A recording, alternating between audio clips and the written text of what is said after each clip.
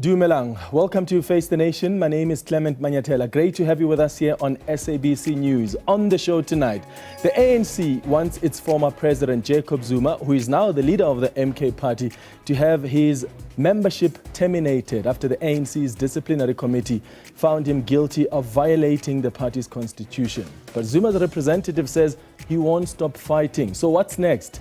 What did the ANC, and did they treat Zuma differently to how it treated other members who violated the same constitution? The ANC's NEC member Donald Selamolela will speak to us tonight. Also on the show, the principal of the Pretoria High School for Girls has been suspended for 3 months while the Gauteng Education Department investigates racism allegations. This after several people allegedly said offensive messages about black classmates on a WhatsApp group. The MEC of Education in Gauteng, Matume Chilwani, will join us to speak about racism in schools. We'll also speak to the Deputy Minister of Trade and Industry, Andrew Whitfield, about the case South Africa made in the US for AGOA's extension. And then later, UCT has a new Vice Chancellor, Professor Mosa Moshabela. He takes over from the institution after it went through a tumultuous period. He'll share with us his vision for the institution. But first, my comment.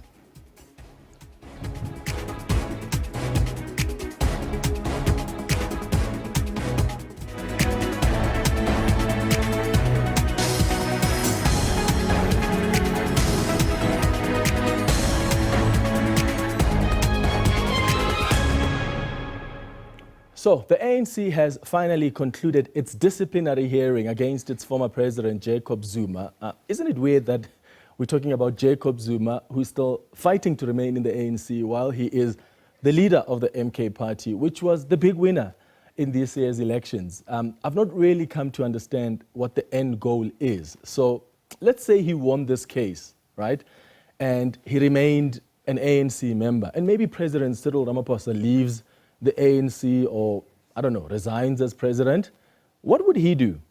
Would he return to the ANC? What would happen to the MK party? Would he merge the two parties? Anyway, the DC has recommended that his membership be terminated. Remember, the former president is technically still a member of the ANC, even though he was suspended from the party in January after he announced his support for the MK party in December. So, he's accused of contravening Rule 25 of the ANC Constitution, which bars members from, and I quote, joining or supporting a political party other than an organization in alliance with the ANC in a manner contrary to the aims, objectives, and policy of the ANC, end quote. This is where it actually all began.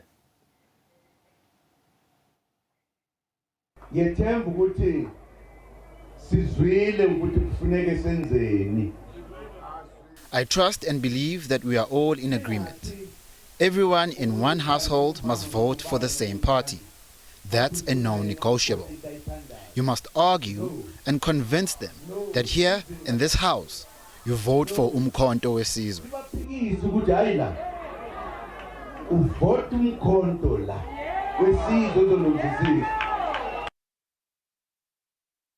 Actually not the first time that he endorsed the MK party and called on people to vote for it. So it's quite clear that he contravened Section 25 of the Constitution. Even his representative in the disciplinary committee, Tony Yengeni, couldn't defend his actions. When he was on this show a week ago, he indicated that what he wanted to argue in the DC was that Zuma is not the first one to violate Section 25 of the Constitution. This is what he told us the last time he was on the show. When you look at Rule 25 of the ANC Constitution, it bars ANC members from organizing or participating in activities of another political party that is not in alliance with the ANC. Do you agree with this Rule 25(17) of the ANC Constitution? Of course, as a member of the ANC, there's no way that I'm not going to agree with the rules and regulation of the ANC. Like any other organization, the ANC has got disciplinary processes, and its members should observe and uphold those processes. However, You've got a number of instances in the ANC history, in the ANC involvement, where members of the ANC vote with parties that are not in alliance with us, namely the DA and others. So the fact of the matter is Section 25 of the ANC Constitution was violated, whether he was the first one to do it or not. And yes, he's right to argue consistency or lack thereof and take the ANC on if he believes that there are other people that haven't been treated the same way in the past. But the fact remains, the party's constitution was violated. In fact, the ANC's Secretary General, Fikile Mbalula, said at a press briefing this week that Zuma knows that what he did was wrong. He knows he shouldn't have done that. He just wanted drama. Jacob Zuma wanted a movie in front of Luthuli House and so on, and he wanted this hearing to be public. That's what he wanted. Now, you can't go to court and they tell you that you are we're going to conduct your hearing virtually, and you say, no, I'm not coming, and easy. I want it to be in this fashion and that fashion. The most important thing, if you've got integrity and you've got cogent arguments that you have not contravened the rules of the ANC as you have been charged under in terms of the Constitution, you can argue anywhere. It's not an issue where you argue, but we are not there. That's what he wanted. He wanted the movie. And maybe he did get a movie, not in the way that he wanted it, but I think the ANC has given the MK party more publicity than anyone else, actually, ahead of elections. They should have dealt with this matter in December already when Zuma endorsed the MK party. But they waited and waited and waited and allowed him to continue claiming he's still an ANC member during his campaign, appealing to those who were still in the ANC and disgruntled with the current leadership. So now that the DC has found Zuma guilty of violating the party's constitution, the ANC is hoping that this closes the chapter on the fight between the party and the MK party. And it can now focus on its business. It hasn't been an easy road for the ANC. First, they tried to challenge the registration of the MK party and they lost. They tried to fight over the name Umkhonto weSizwe and who owns the trademark. They lost that.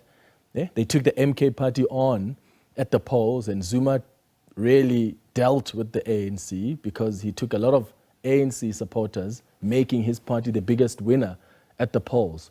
So here's what we're asking you tonight. Now that the ANC's disciplinary committee has recommended that the former president's membership be terminated, what do you make, one, of this decision by the disciplinary committee? And do you have sympathy for the former president? Why do you think he still wants to lead the MK party while maintaining his ANC membership? Please send us a WhatsApp voice note on 078 459 1897. Remember to tell us your name and surname and where you're sending that voice note from. And please keep it at 30 seconds. Alternatively, you can send us an X on @FaceTheNation SABC.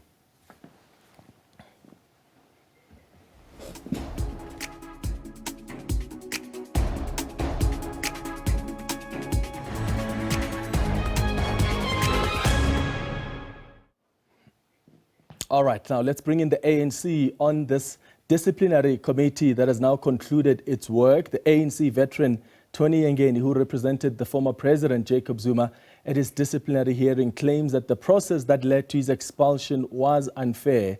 Yengeni says the NDC was simply doing this for the sake of appearances, adding that there are numerous grounds to appeal the decision to expel Zuma. ANC NEC member Donald Selamolela is joining us on Face the Nation tonight. Thank you so much for making time for us, Mr. Selamolela. What has informed this decision to recommend that Zuma's membership be terminated? What strengthened your position as the ANC in that DC? Thanks very much, Clement, and allow me to greet you and greet the viewers of FaceTime.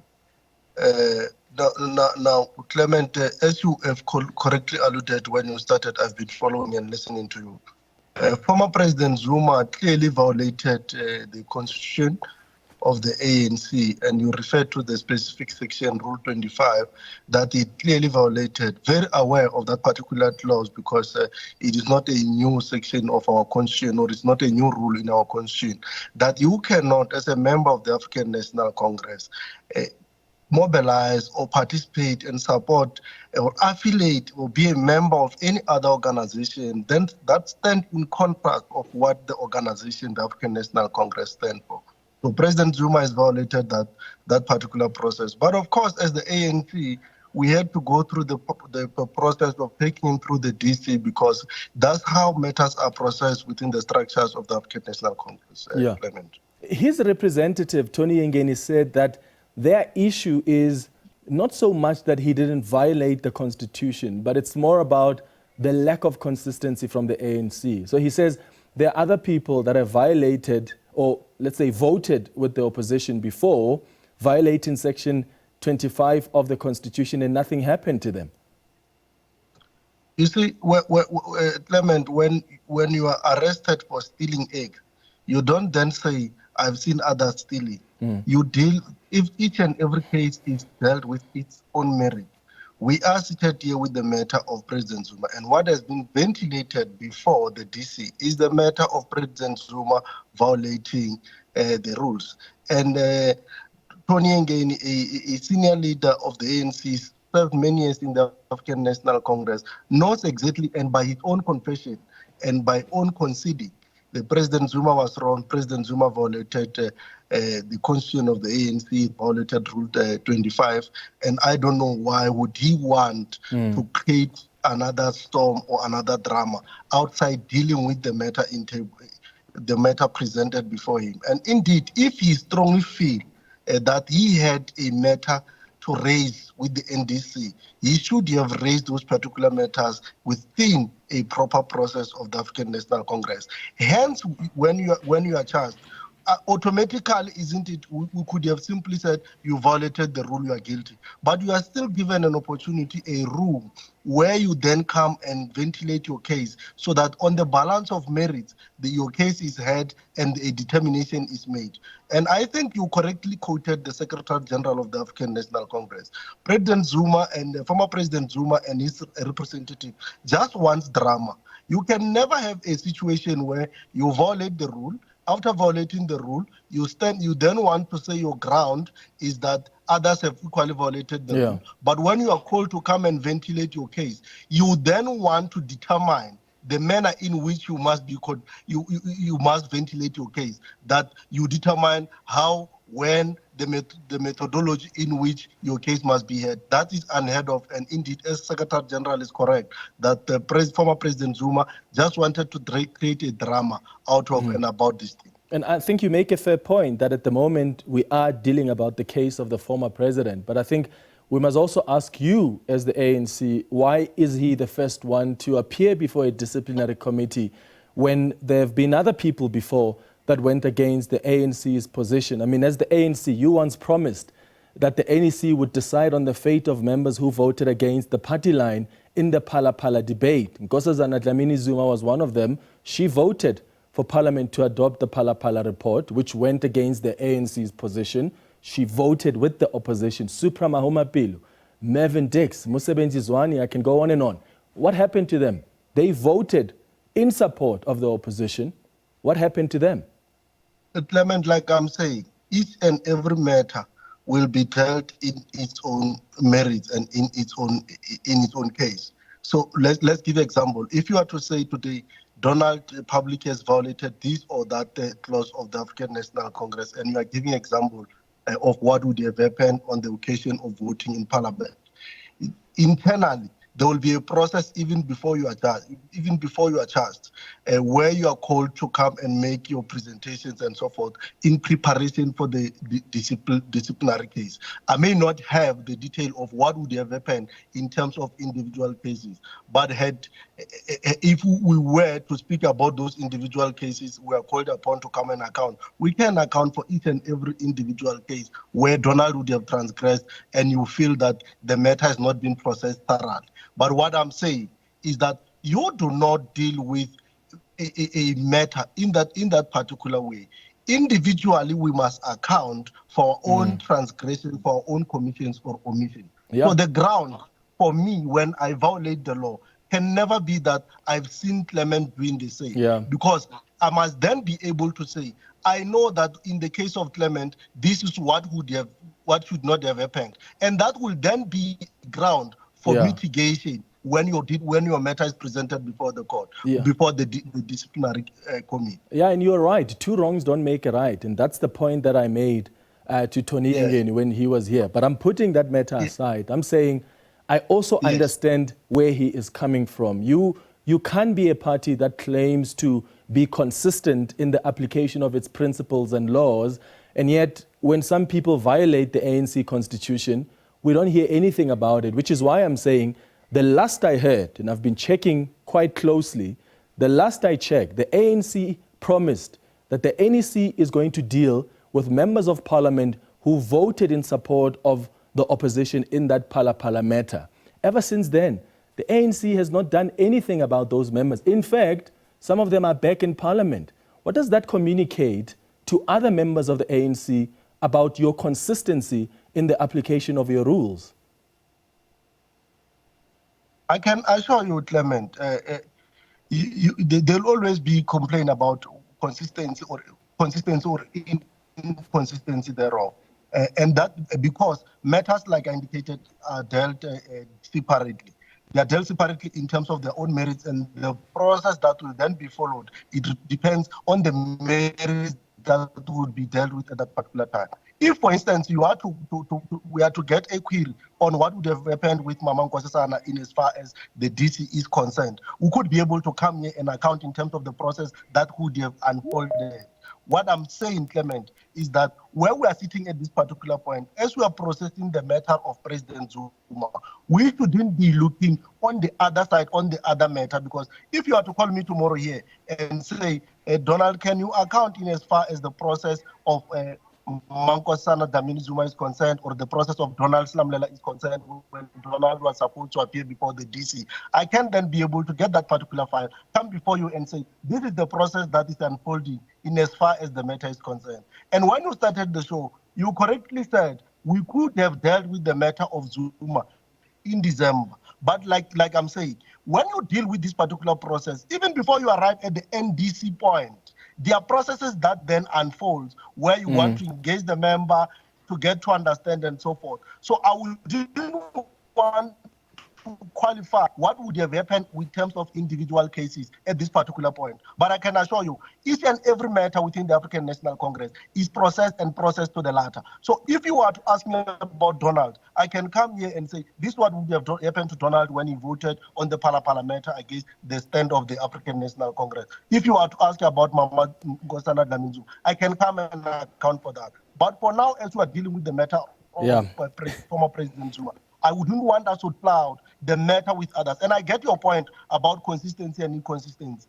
If we are to drag those particular files and present them before you, you will still be able to prove how we deal with consistency and inconsistency thereof. Yeah, look, I think the fact that I'm asking you about these people, that the ANC itself admitted that they did something wrong, and they did this wrong thing a year and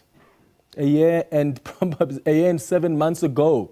That's a very long time. Jacob Zuma violated the constitution in December. That's about 8 months or so ago. And yet, look, we are already talking about a DC. But I'll leave it there. Maybe next time we'll bring you on so that you can give us an update on what happened. Because as I say to you, nothing has really happened. In fact, some of those people are back in parliament. Some of them are even committee chairs. And yet they went against the fundamental principle of party allegiance in the National Assembly, because that's what political parties think. When they were instructed to do something, they went against that instruction. What does this moment mean for the ANC? The fact that the ANC's former leader may in fact have his membership terminated. Are you worried that some supporters or members may follow him? Look, it's not even a worry about that. You know, it's a painful occurrence, Clement, and to the viewers, that you would have a former president of your organization who would one day stand tall against the organization. I think just moving from that particular premise, and that makes this case even unique altogether, because when a person has grown within the structures of the ANC to the level of being a president, you expect him first to be the embodiment of the constitution. And with the credentials, the struggle credentials, the history of former President Zuma, you then expect such a person to be an advocate and a teacher of what should happen in as far as adhering and respecting the organization, its principle and its values. But look, we are here, we have arrived here. It's a drama, as you would have said, that we really find ourselves to live in. What matters is that, hence, we had to process this in a manner that each and every member of the African National Congress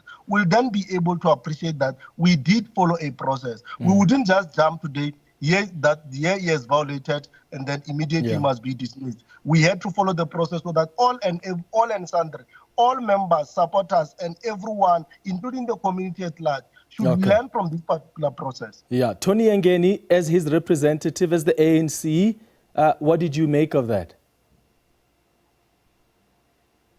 Look, Tony is the constitution of the ANC enjoys you as a member that when you are suspended, you can call any other member within the African National Congress who believes in presenting and representing your case. So can come, and especially if you believe that person can assist in you having a fair and proper hearing. Former President Zuma would have believed that Comrade Tony will represent him fairly. We do not have a problem with that. That's the right he enjoys in terms of the constitution. All right, thank you so much for making time for us, ANC NEC member Donald Selamolela on Face the Nation tonight. After the break, we'll start with some of your tweets and WhatsApp voice notes and get into that conversation about our delegation to the US trying to soothe our relationship with Washington, D.C. Was it a difficult sell to have AGOA extended? We'll find out with the Deputy Minister of Trade and Industry when we return.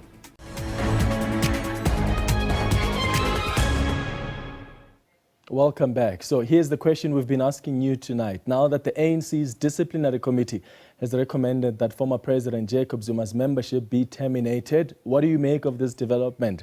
And why do you think the former president still wants to lead the MK party while maintaining his ANC membership? Let's start with your tweets. Timothy says, it's long overdue. That old man must just concentrate on the party he's leading. I'm happy he's gone from our ANC. Amanda.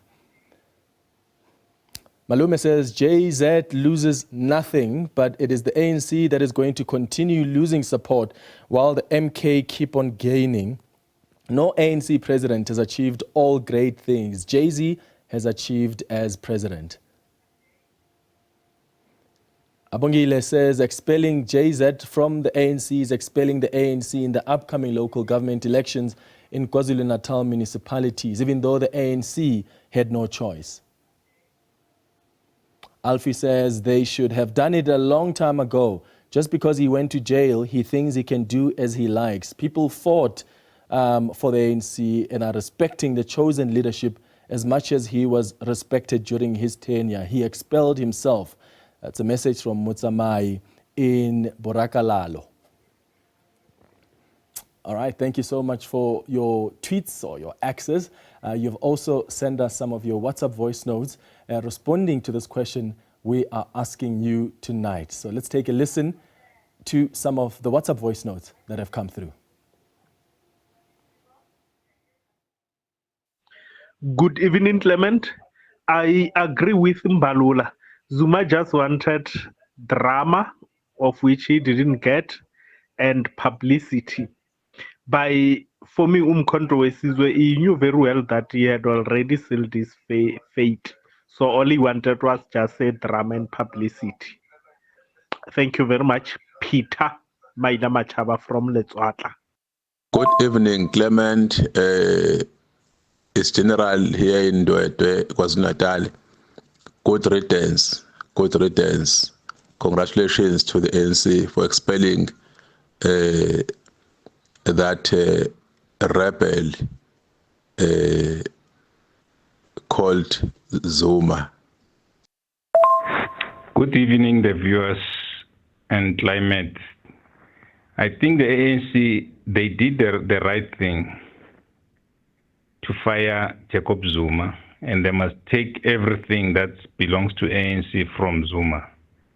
And then because Zuma was not he just violated the ANC, he want to destroy the ANC. So I think they did a good thing. You're speaking with Ryzen Goveni from Tembisa. Thank you. Yeah, good evening. My name is SS. I'm calling from Riverside View. Yeah, this issue of Zuma and the ANC, it should have been dealt a long time ago. This old man has done a lot of damage to the ANC. Thank you. All right, thank you so much for your engagements on X and on the WhatsApp line. Let's move to this now. South Africa seems to be confident that the Africa Growth and Opportunity Act will be renewed and that the US electoral outcome later this year will not have a bearing on the renewal. The AGOA agreement will reach its next renewal date next year. Trade and Industry and Competition Minister Pakster, who says South Africa received strong backing from the US Congress and US administration for the reauthorization of AGOA. Deputy Minister of Trade, Industry and Competition, Andrew Whitfield, joins us now via Teams. Deputy Minister, thank you so much for making time for us. Was it difficult to make the case for the extension of AGOA? Well, no. I mean, the annual renewal comes obviously every single year, and the case that we took to Washington was one of the stronger cases we've had to take to the forum in recent years, and specifically to the Americans. And that is because on the 29th of May, South Africans did not send one single political party into government with a majority, which forced us into a government of national unity. This was one of the most positively received messages that we took into Washington. Minister Pakster and myself presenting a united front for the government of national unity and arguing that, you know, South Africa has had an opportunity for a reset and we are interested in resetting and rebuilding our relationship with Washington. And the feedback so far has been incredibly positive. But we don't take that for granted, Clement. There's a lot of hard work that still needs to be done. Yeah. The minister indicated earlier that there was strong bilateral support from both Republican and Democratic parties. So how did they explain that legislation that was passed by the U.S. House of Representatives requiring the Biden administration to conduct a full review of America's relationship with South Africa? And yes, it first needs to pass in the Senate before it can be signed into law, but that gives you a sense of what the feeling is. Yes, I mean, look, we know that for 24 years now, AGOA has enjoyed not just bipartisan support, but bicameral support, which means that both the House of Representatives and the Senate have agreed to support AGOA. The debate around South Africa's role within AGOA has obviously taken the spotlight with what was referred to as the James Bill, which has now found expression as an amendment in the National Defence Authorization Act, which does still need to go to the Senate, where that amendment may be amended further. Certain things may be taken out, that certain things may be added. That is something that we can't control. But after this week, we are more confident than ever. Certainly over the last couple of years where the relationship has not been that good, we're more confident that we've been able to convince both sides of the aisle that South Africa has a new opportunity with a new government to restore confidence with our key trading partner, the United States. So the James Bill is a matter of concern. The minister has indicated that he is prepared to meet with James and his team. That meeting couldn't happen this week that we were there, in fact, last week, apologies. But there is a commitment to continuing engaging with Washington and to present our case. This past week, we went to listen and bring back feedback to Pretoria, which we are in the process of providing. Yeah. On Monday, the U.S. officials, I saw that they were saying that the South African delegation made it clear that it's heard the U.S.'s concerns during your discussions. What exactly are these concerns that they raised? And are they now satisfied with your explanation of South Africa's position on the war in the Middle East and your non-aligned position on the Russia-Ukraine conflict? Well, those are the concerns that they raised. It was broadly around foreign policy. The predominant sentiment in Washington was actually positive towards the GNU as an opportunity to rebuild those relationships. But those discussions did come up. The engagements were robust, as they should be. Minister Tau led the positioning on that to indicate that we've come to listen. We are serious about listening, and we're serious about taking those concerns back and bringing more constructive feedback to Washington. The reality is that the minister expressed that often what is perceived is not necessarily reality. He reaffirmed the South Africa's non-aligned position. There will be those who accept that, and there'll be those who are skeptical. Our job is to shift those who are skeptical and to demonstrate a genuine and consistent commitment to non-alignment that restores the confidence in Washington. And that is why I keep saying, there's a lot of hard work to be done, not just in the coming months, but in the coming weeks and days, because the electoral cycle in Washington or in the United States is in full swing, and we have a small opportunity for an early renewal. Yeah, and of course we know that things could really change if the electoral outcomes are somehow different. So I wonder how you strike the balance, Deputy Minister, in your discussions with the US officials. How do you strike the balance? Because on the one hand, you want the US to know how much we appreciate our trade relations. We appreciate being part of this AGOA deal. But on the other hand, we don't want to give them an impression that we want them to choose who South Africa must be friends with or what position a sovereign state like South Africa should take on different issues. I mean, that's a courtesy you afford a sovereign state, isn't it? Respecting their decisions, even when you differ with them. Look, I think there is that respect. I think that they're entitled to have their differences of opinion on the precise nature of the positions that we take. But that is their opinion. The reality is that the AGOA is a piece of legislation, and in that legislation it is written that beneficiary states should not act against the national or foreign security, national security or foreign interests of the United States. So there is a clause in that piece of legislation which specifies that, which is why this is such a contentious issue and presents a loophole, perhaps in an environment where, nations are, we're sort of heading into very territorial terrain when it comes to trade.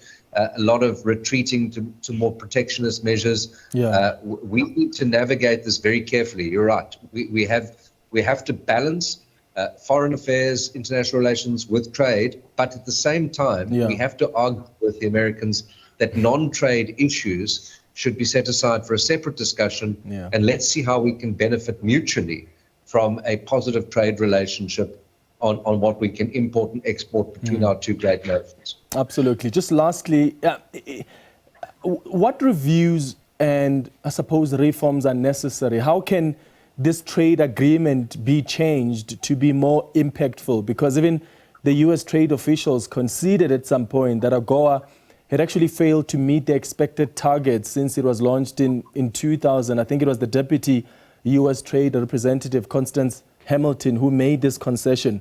If AGOA is really yielding limited benefits, what should we be advocating for when it comes to a revised AGOA? So what needs to change? Are you maybe looking at an inclusion of critical minerals? I'm sure that could somehow help, with investment in the sector and bring about significant growth potential.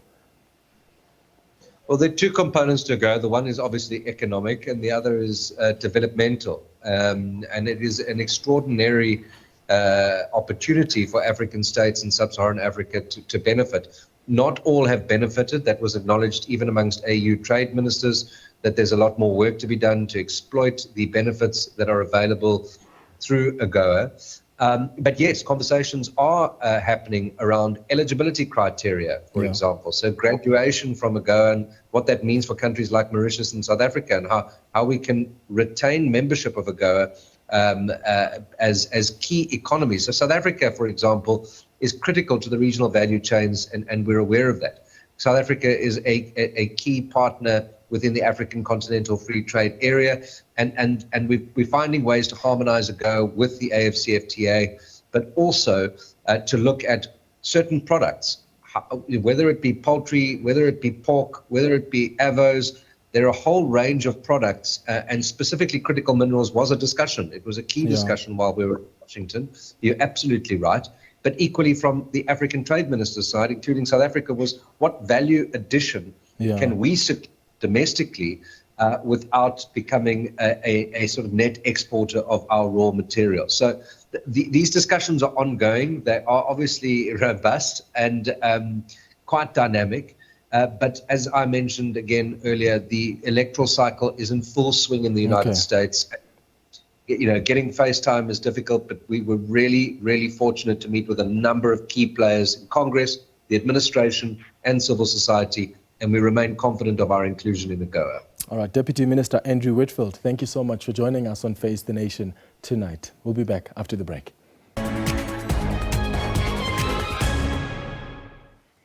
Welcome back. Now, Gauteng Education MEC Matume Chulani has suspended the principal of the Pretoria High School for Girls. The suspension is for 3 months, during which the department will investigate allegations of racism at the school. 12 suspended learners are facing disciplinary hearing that started today after they were implicated in a controversial WhatsApp group conversations that were allegedly filled with racial comments and complaints about black peoples. The MEC joins us on Face the Nation in studio tonight. MEC, thanks for making time for us. Good evening. Good evening. Thank you. I mean, we are here once again. This is 8 years later, if I'm not mistaken. The same school made headlines in 2016 when Zuleika Patel led a protest slamming the school's racist hair policy. Do we not have a zero tolerance policy towards racism in schools? Definitely we should. It's actually there. Every school has got a code of conduct, and we have a framework that guides relations. They know. It's policy that is known across in all schools.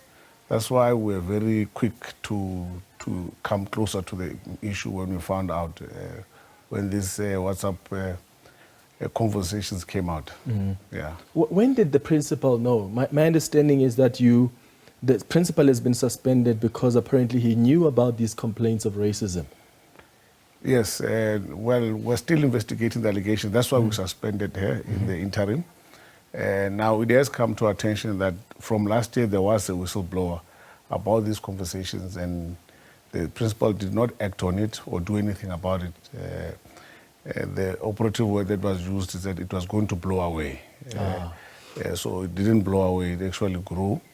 And then that's why we applied within the policy and act that we suspended her, while we are still investigating also her conduct and behavior towards dealing with these matters. Sure. Are there other teachers that are implicated? What do we know? We're looking across the whole educator body. There are one or two that have been identified, but I cannot mention now. So we are looking into also taking some action towards them. What have you been able to determine regarding the WhatsApp group that was created? I mean, how far did it go, these conversations between these peoples? Look, as I've been saying earlier on, is that, look, these problems, these are kids. And we should firstly understand that they're children, and this type of behavior stems from somewhere. And definitely we are certain it's not from our schools. It's most cases that's from home or outside. These are behavioral patterns that come from outside. And I'm happy that it's not all the kids. Those kids in the group, and fortunately there's also those ones who are able to realize that these racial connotations and undertones are not going to assist going forward. So they came out with it and said, this can't continue. So this behavior generally is from outside. I put squarely on the doorstep of parents, you know, and say that parents need to do more to really educate these kids, because these are not children who are born in apartheid. You know, these are children who are born in democracy. All they've ever known is a diversified, united nation. So if for them to actually conceive these ideas, it shows you that they should have caught this type of ideas somewhere, and definitely we know that it's not within our schooling environment. So it's outside, and parents need to play a greater role. So what's happening to the students themselves? The learners, some of them have been suspended? Yes, the 12 learners have been suspended.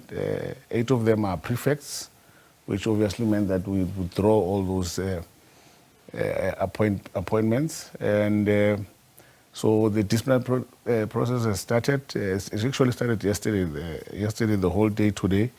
So we're looking to conclude quickly. Because some of them actually have exams, don't they?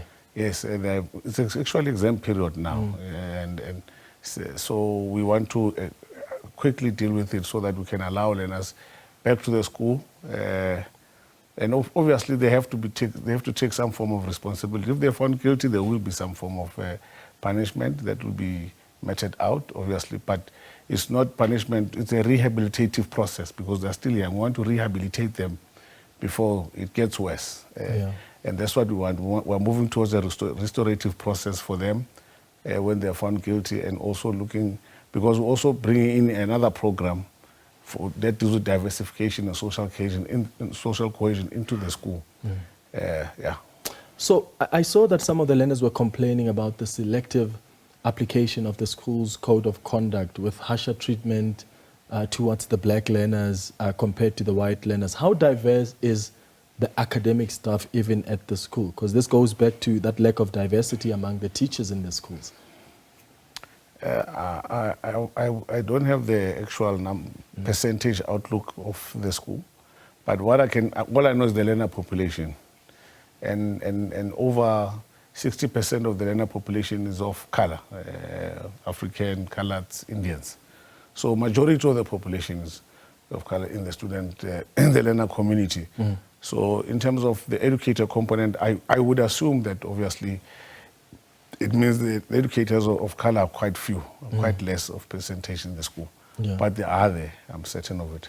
So let's just talk broadly about the solutions when we deal with issues of racism, because now the governing body is now holding these disciplinary hearings. What bigger role do you think SGBs should be playing in just even racial inclusivity? SGBs have got a great role.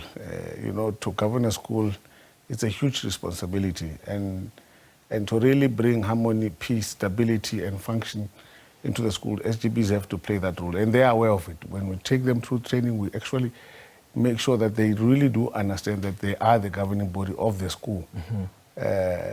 So now, with this type of cases, an active SGB will then begin to embark on a process of what kind of a program or intervention do they bring into the school, working with parents, working with educators, working with learners to ensure that there's cohesion in the school, and they really root out this unfortunate behavior in 2024.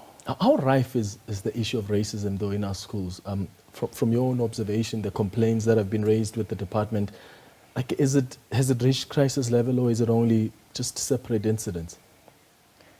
I've had quite a number of complaints in a number of schools, and all of those schools we were able to go and intervene in most cases. So I wouldn't say it's extremely rife, but it does exist. I can't say it doesn't. It does exist.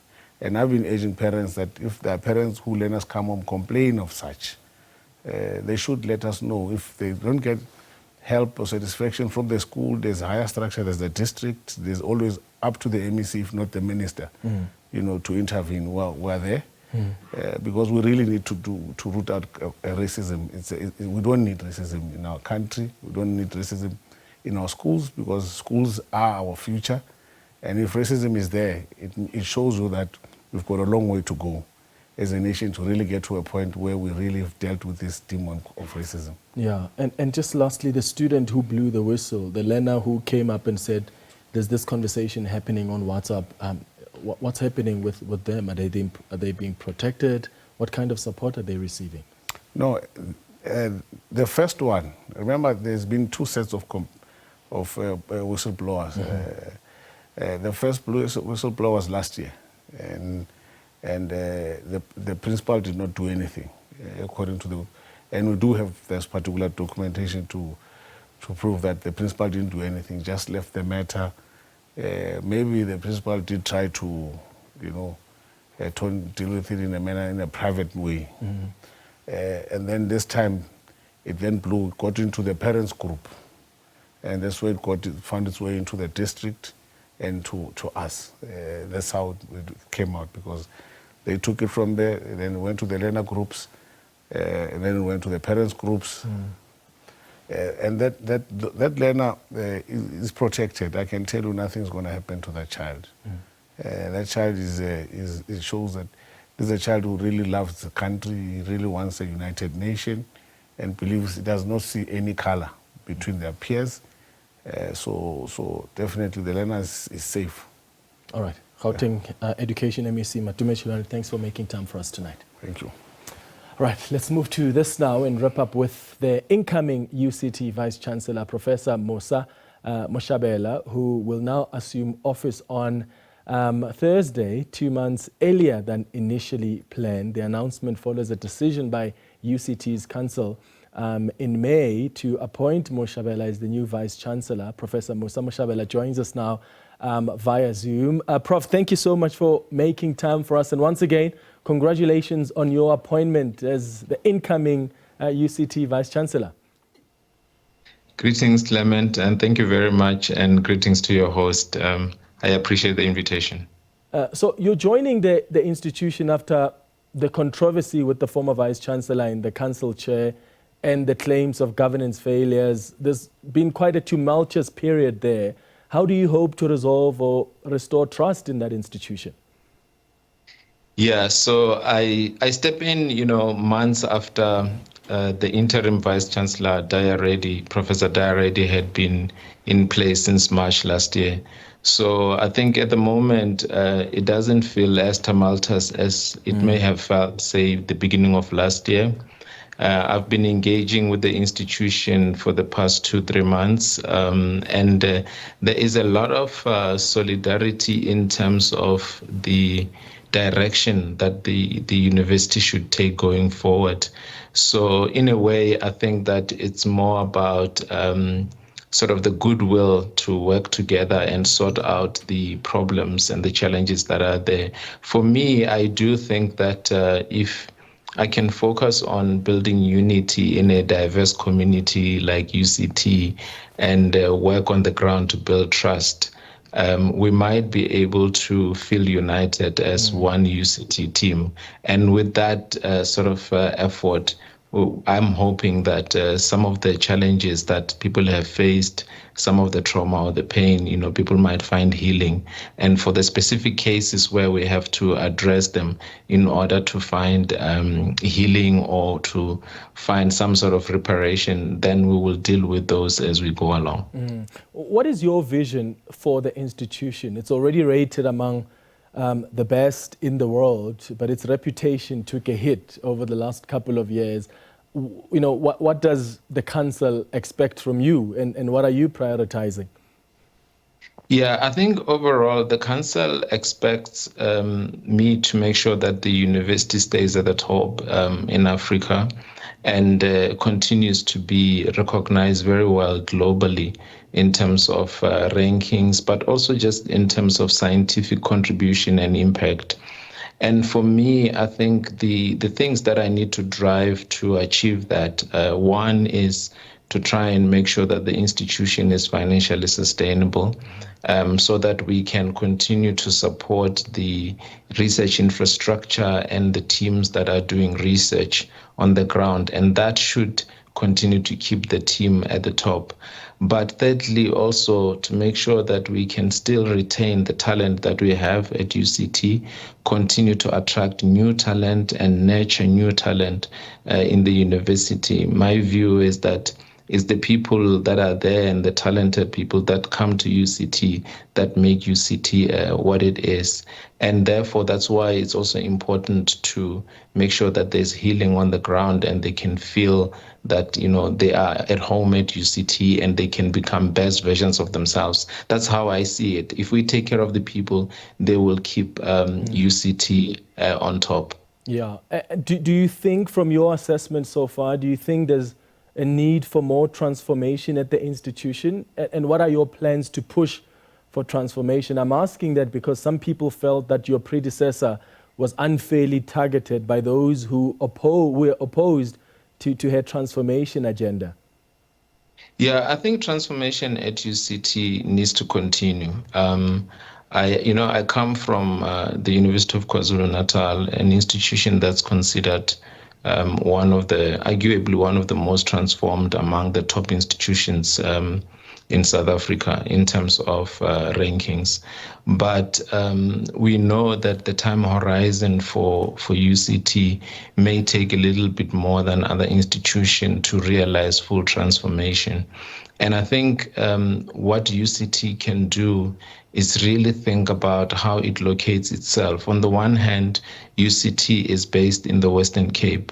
Generally, we look at transformation in terms of the demographics of the province. But UCT is also a national and a global institution that needs to attract talent from outside the Western Cape, outside of the country, and internationally. So the balancing the need for UCT to be, on the one hand, a South African institution, and on the other hand, a global institution that can comfortably compete with top institutions in the world, requires for us to approach transformation in a way that makes sure that we don't compromise talent and excellence, and we have a reasonable time horizon for that. Yeah, I mean, we're living now in a society where vice chancellors' lives are at risk in some institutions. You know very well about the attempted assassination of Fort Hare University's vice chancellor, Professor Sakela Buhlungu, which resulted in the fatal shooting of his protection officer. Are you concerned? Not necessarily concerned that I would be targeted, but I am mindful of the fact that these positions are serious and they're sensitive. We run very big, complex institutions. We haven't had those concerns at UCT per se, but it is always prudent to take precautions where necessary. I'm not necessarily going to be reckless with my life and my safety, but at the same time, I don't want to be so overly concerned that then I am hindered in terms of making the necessary decisions that I would need to make at UCT in order to take it forward. Yeah, and I mean, there are some challenges that are facing the higher education sector, and I wonder what you think is the necessary collaboration that is required between the vice chancellors of various institutions to deal with just the common challenges facing higher education institutions, be it those safety concerns or even issues around funding. Yeah, no, there's definitely a need for better collaboration. And we know that currently in South Africa, we have Universities South Africa, USAF, an entity that is providing the space for different vice chancellors to come together to address both the funding for undergraduate students, but also in some instances to address funding related to postgraduate students. But I think overall, as long as the economic situation of South Africa is still economic growth is still kind of low, unemployment is still high, it will always make it difficult for universities to also thrive. In my view, I think we need to do better in terms of generating third stream income, or the income that comes from donors or alumni. And I think education is more of a social priority for South Africa, and it's enough priority to get alumni and graduates of our university to give back to the university in order to support students to solve some of the financial difficulties that we have. It cannot just be government under the current circumstances. All right, Professor Mosa Moshabela, thank you so much for joining us on Face the Nation tonight, and all the best as you start in your new role at UCT. That's how we wrap up the Tuesday edition of Face the Nation. Thank you so much for watching. We'll be back on Thursday at 8 p.m. Have a great evening. Cheers.